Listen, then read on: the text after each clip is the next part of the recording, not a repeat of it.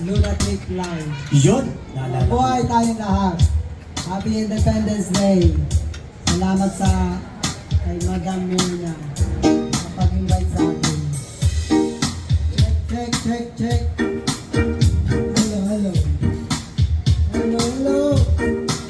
At syempre sa mga hindi nakakalam, bukod sa singer at talented na si Mano, Lunatic TV, kung nakikita niyo po yung mga paintings out there, yan, artist din po siya sa mga pagpipaid. So baka kailanganin niyo ang servisyo niya.